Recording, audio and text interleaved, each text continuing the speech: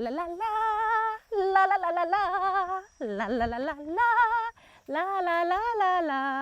Hai semua, bertemu lagi dengan saya Sharon Kezia dalam siaran Suara Wanita musim yang ketiga. Seperti anda lihat, saya dikelilingi oleh pokok-pokok buah jambu batu kerana topik yang kita akan kupaskan hari ini sudah semestinya berkaitan dengan jambu batu. Dan saya kira juga buah jambu batu ini buah yang cukup sinonim dalam kalangan masyarakat Malaysia secara khususnya. Pasti ramai dalam kalangan anda pernah merasai keenakan buah jambu batu. Buah jambu batu atau nama saintifiknya Psidium guajava merupakan buah tropika yang terdiri daripada keluarga Mitaceae. Dan buah jambu batu juga dipercayai berasal di kawasan antara Peru dan Mexico di suatu kawasan beriklim tropika di Malaysia. Hari ini kita akan mengupas topik wanita dalam pengurusan kebun jambu batu di negeri Sarawak. Dan hari ini saya ada seorang tetamu yang cukup istimewa, berpengalaman selama 14 tahun dalam mengusahakan kebun jambu batu. Jom kita pergi cari beliau. Hello, selamat tengah hari. Ya, selamat tengah Puan hari. Samai. Jadi inilah Ya. dia kita punya tetamu istimewa kita, Puan Samai Anak Kona yang merupakan pemilik kepada kebun jambu batu. Jadi apa yang Puan tengah lakukan sekarang, Puan? Saya sekarang ngutip buah, semua buah sudah masak. Masa saya sudah ngutip buah ni hari sebab pemborong mau datang ambil buah. Suruh ngutip buah. Kalau saya lihat sekarang ni buahnya memang tengah ranum masak ya, dan saya kira juga Ya. memang di sekelilingi saya ni dah banyak pokok-pokok yang buatkan saya rasa teruja berada dekat kebun jambu ni, sebab bukan selalu kan kita berada dekat kebun jambu. Tapi lepas ni kita akan mengupas lebih banyak lagi apakah cabaran, tips-tips dan cara-cara untuk memilih buah jambu batu yang baik, semuanya dalam Suara Wanita.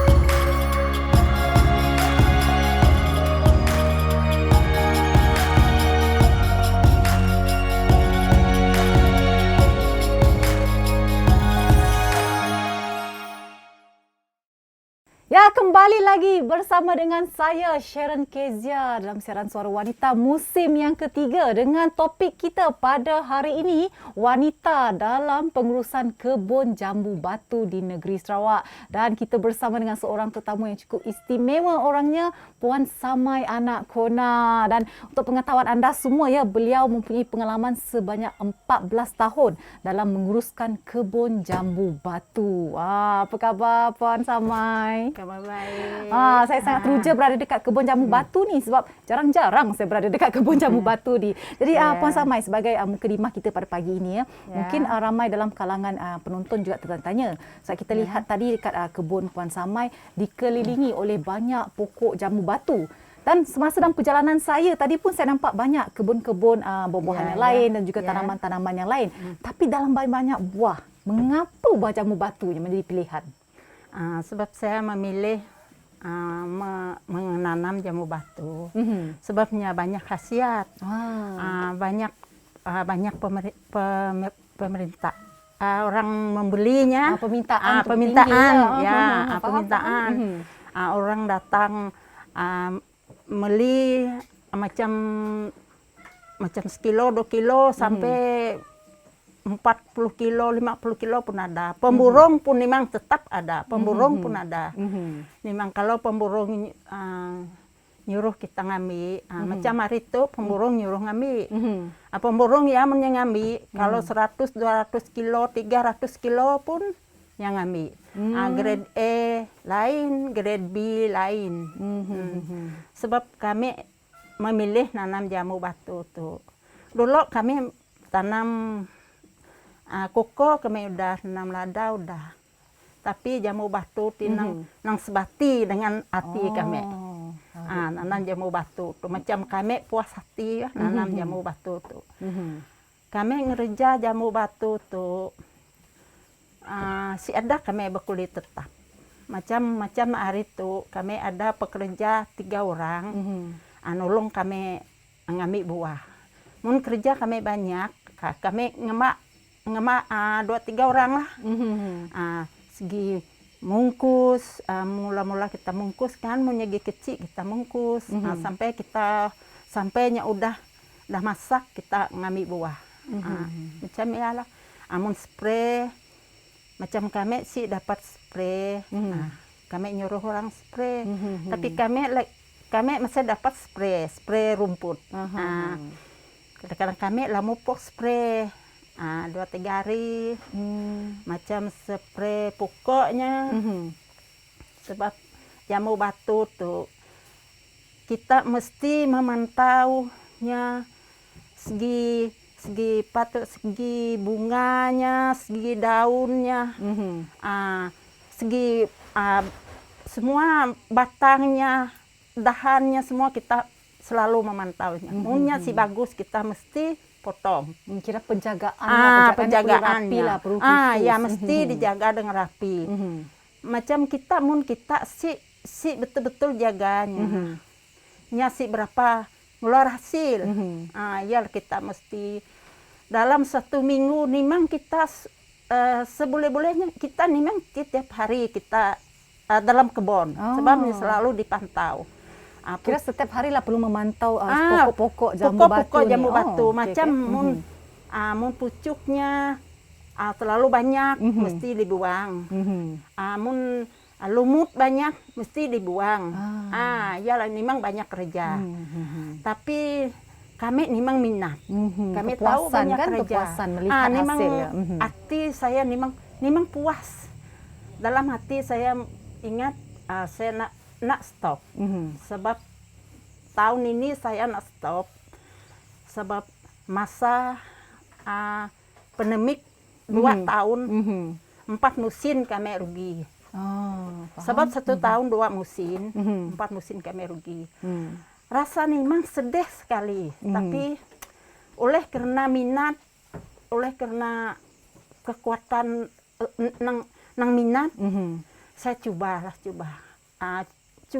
lagi. 2-4 musim ya, nang betul-betul kami rugi. Kami mungkus ngaji orang. Lepas ya buah ya sih dapat dijual. Sebab Si pandemik kan pada masa pandemik, itu. ya si ada pemborong, kita pun tahu si dapat keluar, orang si dapat keluar.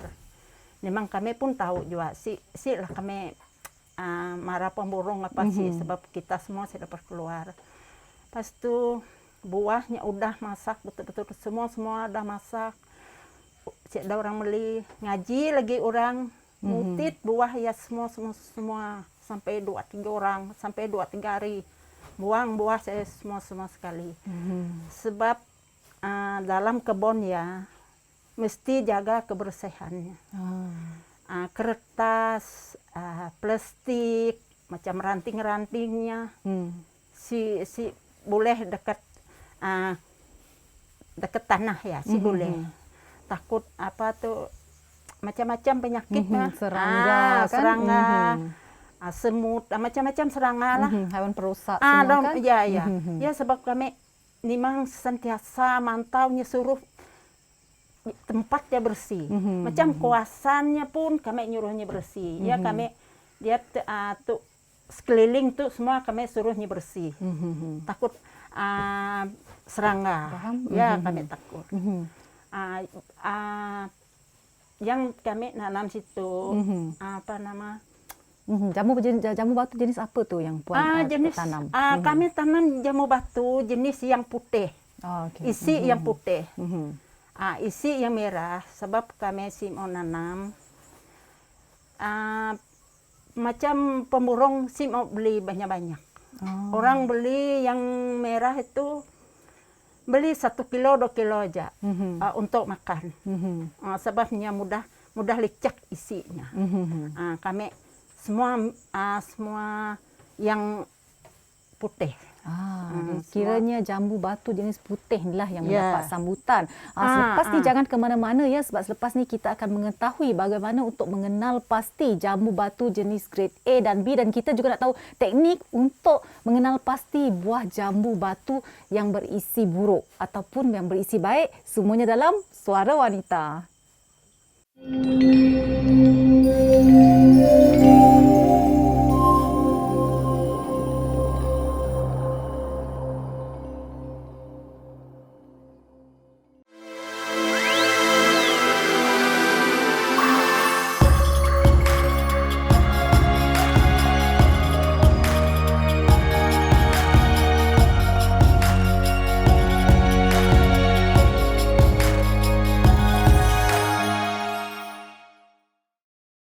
Ya, kita masih lagi berada di Kampung Ampungan di daerah Serian di kebun jambu batu Puan Samai Anak Kona. Dan seperti anda lihat, saya tadi dikelilingi oleh pokok-pokok jambu batu. Tapi sekarang saya dikelilingi oleh jambu-jambu batu. Dan seperti anda lihat, ini adalah dalam proses setelah buah jambu dipetik ya. Jadi Puan Samai mungkin boleh kongsikan apakah proses yang kita lakukan sekarang ini setelah buah jambu ini dipetik daripada pokoknya.